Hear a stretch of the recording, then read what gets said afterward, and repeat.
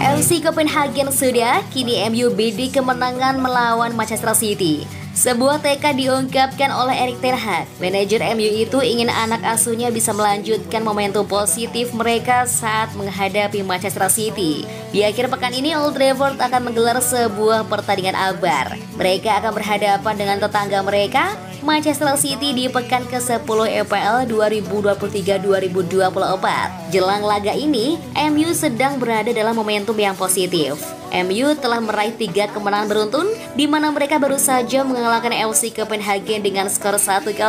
Ten Hag menyebut bahwa momentum positif ini akan berdampak besar saat mereka berhadapan dengan City nanti. Kemenangan ini meningkatkan kepercayaan diri kami karena pertandingan berikutnya sudah sangat dekat, ujar Ten Hag kepada MU TV. Ten Hag tidak menampik bahwa laga melawan Manchester City bakal jadi ujian yang sangat besar bagi skuad MU. Dia menyebut sang tetangga punya skuad berlapis bintang sehingga timnya harus benar-benar tampil dengan performa terbaik jika ingin mengalahkan The Citizens. Pertandingan ini akan jadi pertandingan yang sangat sulit karena kami menghadapi tim yang sangat bagus. Namun kami tahu kami punya kemampuan untuk mengalahkan mereka. Dan saya bisa bilang bahwa pertandingan melawan City selalu jadi pertandingan yang spesial, sambung Ten Hag. Lebih lanjut, Ten Hag menyebut bahwa di laga derby kali ini, MU punya satu alasan ekstra untuk menangkan pertandingan ini. Dia menyebut MU ingin memenangkan pertandingan ini demi mendiang Sir Bobby Charlton yang meninggal pada pekan lalu.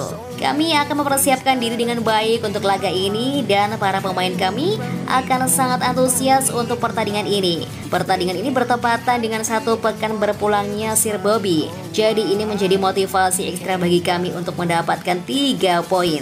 Dia menandaskan, "No matter how much that I scream, nobody hears.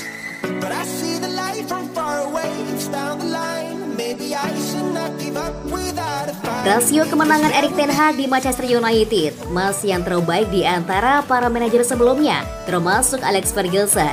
Bagaimanapun fans menghujat seorang Ten Hag, rasio kemenangan dia sejauh ini masih lebih mentereng dibanding para manajer MU sebelumnya. Betapapun manajer Erik ten Hag menuai kritik atas laju Manchester United yang terbilang lamban dan kurang greget sejak dipoles olehnya, nyatanya juru taktik asal Belanda itu masih jadi sosok yang terbaik di antara manajer-manajer Daredevil sebelumnya, bahkan dengan Alex Ferguson sekalipun. Sampai Rabu 25 Oktober 2023 atau usai menumbangkan Copenhagen 1-0 di Liga Champions, Ten Hag tercatat berada di peringkat pertama untuk kategori rasio kemenangan terbaik di era Sir Alex. Ten Hag tercatat berada di peringkat pertama untuk kategori rasio kemenangan terbaik sejak era Sir Alex. Total ex-pelatih Ajax Amsterdam itu sudah membukukan 75 pertandingan bersama MU di seluruh kompetisi dan memiliki rasio kemenangan mencapai 64% dengan rincian 48 kemenangan, 9 hasil imbang, dan 18 kekalahan.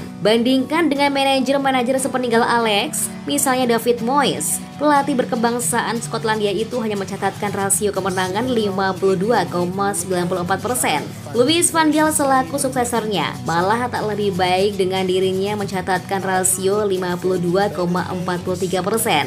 Demikian juga Jose Mourinho yang tak lebih baik dari Ten Hag dengan nama pertama memiliki rasio 58,33%. Ole Gunnar Solskjaer juga tak bisa menyentuh rasio 60% dengan dirinya hanya mencatatkan 54,17%. Sedangkan Ralf Rangnick lebih mengenaskan lagi, cuma 35,48%. Yang paling mencengangkan, ternyata rasio manajer tersukses Manchester United Sir Alex Ferguson dengan Ten Hag pun masih lebih baik milik pelatih pelotos itu dengan nama pertama hanya mencapai 59,7%.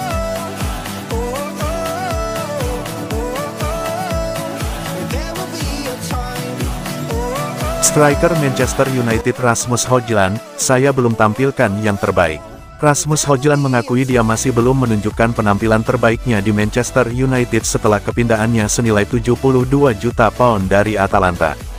Højlund dan United mengalami awal yang sulit musim ini, namun tim asuhan Erik ten Hag kini telah memenangkan 3 pertandingan berturut-turut. Striker berusia 20 tahun itu telah mencetak 3 gol dalam 10 penampilan untuk United, namun menegaskan bahwa ia memiliki lebih banyak hal untuk ditawarkan. Tidak apa-apa, bagaimana dia memulai di United, kata Højlund setelah kemenangan 1-0 United di Liga Champions melawan FC Copenhagen, Rabu, 25/10. Saya sudah mencoba yang terbaik setiap kali saya bermain, dan saya masih perlu menemukan ritme. Kami sedikit kesulitan, tapi kami sedang mencapainya sekarang. Kami sudah meraih 3 kemenangan berturut-turut, jadi itu sangat positif. Yang pasti, masih beradaptasi dengan Liga Primer. Saya berkembang setiap hari dan rekan satu tim saya juga mulai melihat pola saya dalam permainan, jadi ini menjadi lebih baik dan lebih baik setiap hari. Højlund juga mengakui bahwa bermain untuk klub sebesar United memiliki ekspektasi yang besar. Saya tahu nilai saya tahu saya harus tampil setiap hari karena saya bermain untuk Manchester United. Pada akhirnya, saya baru berusia 20 tahun dan saya belum selesai. Masih banyak yang harus saya tingkatkan dan saya masih menuju ke sana perlahan-lahan. Saya rasa saya mengawali musim dengan baik dan sekarang kami harus terus membangun dan gol-gol akan tercipta di Liga Primer.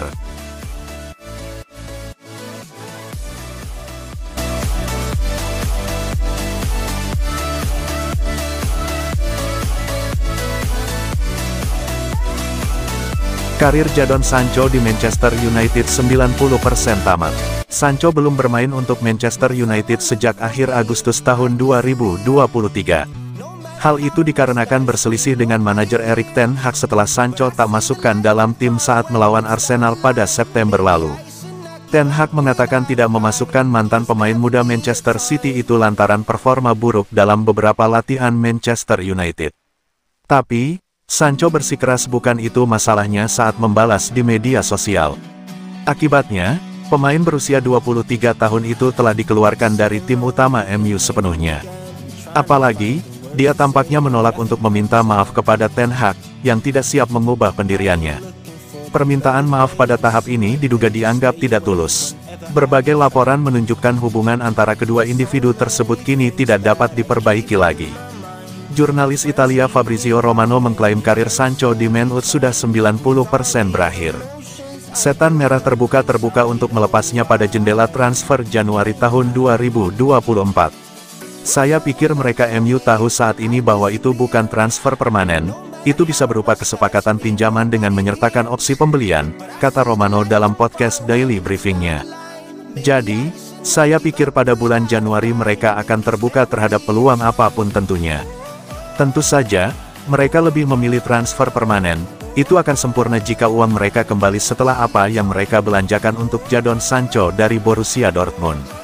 Tetapi, saat ini, mereka tahu pada bulan Januari untuk menemukan klub kelas atas di Eropa yang siap membayar, dan ini adalah pendapat saya dan bukan harga resmi, kisaran antara 50 juta pound 55 juta pound tidak akan mudah. Jadi kami harus melihat apa yang terjadi di sana, tambah Romano. Saat ini, orang-orang dari Manchester United sangat jelas. Sepertinya sudah 90% antara Jadon Sancho dan Man United.